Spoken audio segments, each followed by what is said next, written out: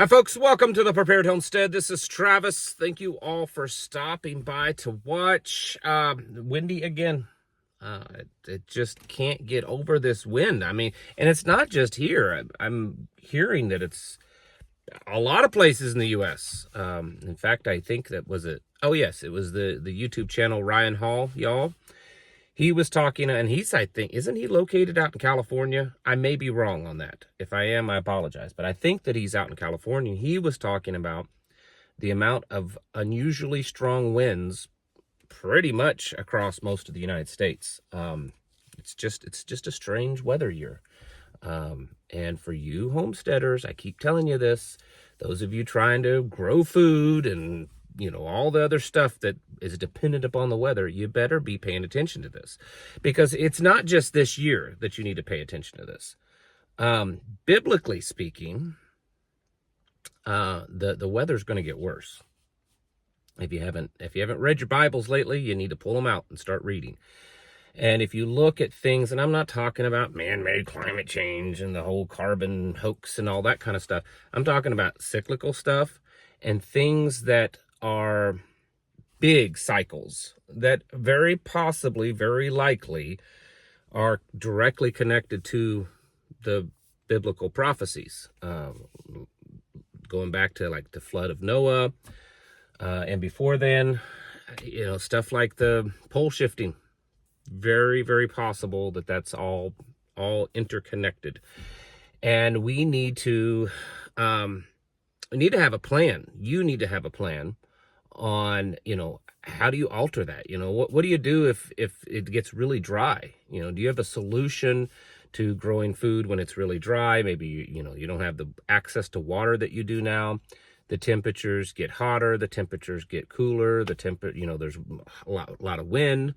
That should be something that you're researching and sitting down and trying to figure out, okay, I can grow food right now in the conditions that we normally have wherever you live. How can I grow food in other conditions? For instance, I do research, here we're a kind of we're borderline on a kind of a semi-tropic environment. But I do research on how to garden in the desert. I've done research on how to garden way up north where it's cold.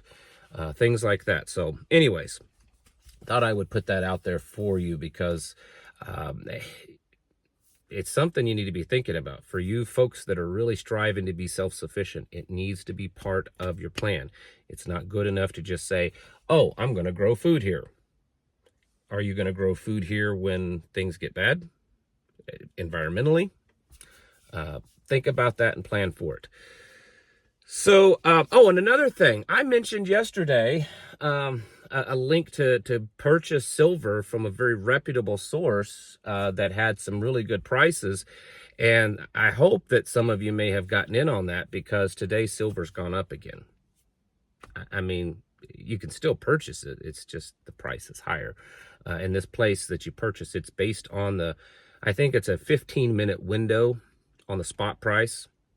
So once you if you watch the spot price and it's changing, and then once you go to order, you have, I think it's 15 minutes, maybe it's only 5 minutes, I don't remember, but there's a window there that you have to place the order in case silver's going up. Now, of course, silver goes down right afterwards. Well, but if silver's going up, it locks that price in.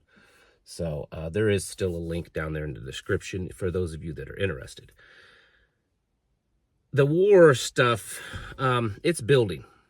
And I understand, I'm not foolish. I understand that at this point, the most likely scenario is that both sides, the United States and Iran, for right now, that's where it seems to be centrally focused, is doing this bluff, this puffing of the chest, trying to get the other side to blink. At least that's what's on the surface.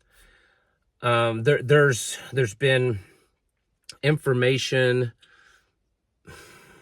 not confirmed, but there has been information, with all this leak stuff that they're talking about with The Pentagon and the Defense Secretary and the National Security Advisor, is it Mike Waltz and everything, which Donald Trump has supported him, and they've said that no classified information was released, but yet on the other hand, the reporter, who isn't necessarily reputable, has says, yes, there is. I have classified information that I was able to obtain from that. So who knows, or at least sensitive information. But anyways, there's reports that the United States, and I think Russia, there's a report out of Russian media that they have contacted Iran saying that they have intelligence that the United States is in fact planning to attack Iran in the coming days or weeks. Today, Iran issued or released a new video, a video showing their tunnel system, or at least parts of it, and all these missiles. I personally think it looks like AI, but there's a lot of people out there saying, no, this is legitimate. It's getting so difficult to tell anymore. Who knows? But anyways, it does appear to show lots and lots of surface to air missile systems.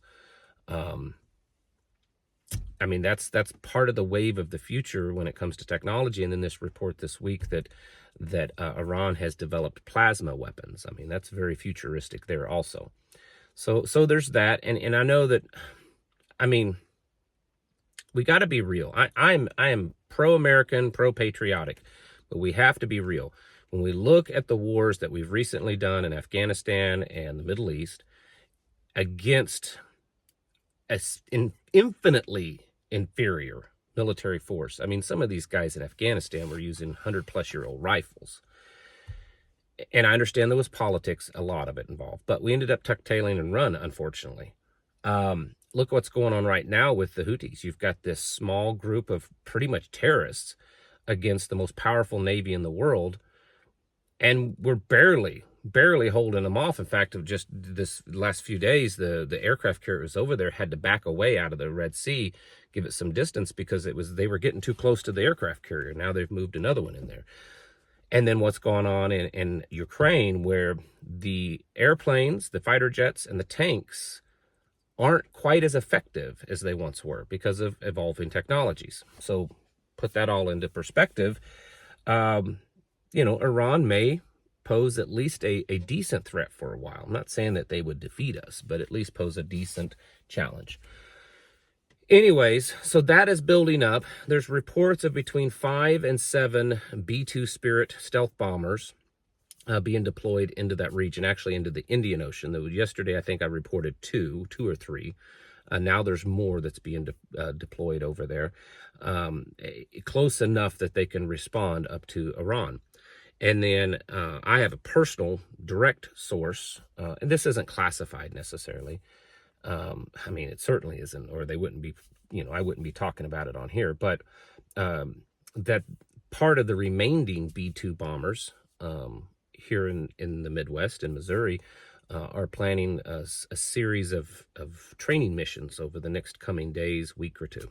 So and I know that they do that on a regular basis, but kind of more than normal. They're doing some training bombing missions and stuff like that. So the point is that things are heating up. There's some agreement to not a pause in hostilities with Ukraine and Russia, but both sides have agreed to not attack certain infrastructures targets for the next 30 days, like electrical and pipelines and stuff like that. The United States had said that they were going to take control of the nuclear power plant there in Ukraine, and Russia's fired back today and says, no, you're not. That's property of Russia. That's our nuclear power plant. You're not taking control of that. That was from their Minister of Defense, or one of their top people, Lavrov or whatever. So things are definitely heating up. There's also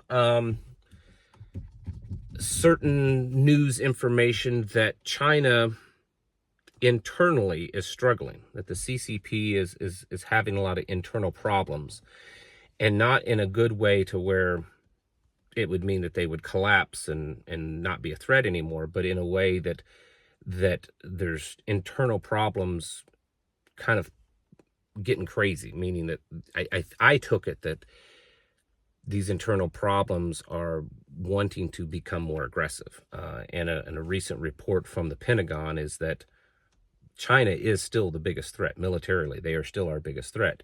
And so there seems to be a buildup within the CCP that maybe now or soon is the time to start becoming militarily aggressive. I know that there's going to be a big argument there that, well, that, you know, they're going to hurt in other ways and all this kind of stuff.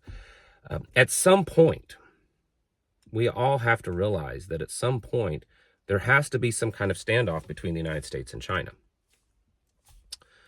This idea that they're both going to be the global dominant economic power and currency power and all that, I just can't see that it's going to work out that way. At some point, there has to be this standoff.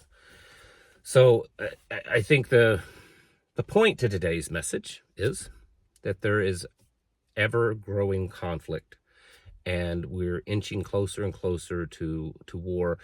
Israel has said that they're drawing up plans to attack Iran.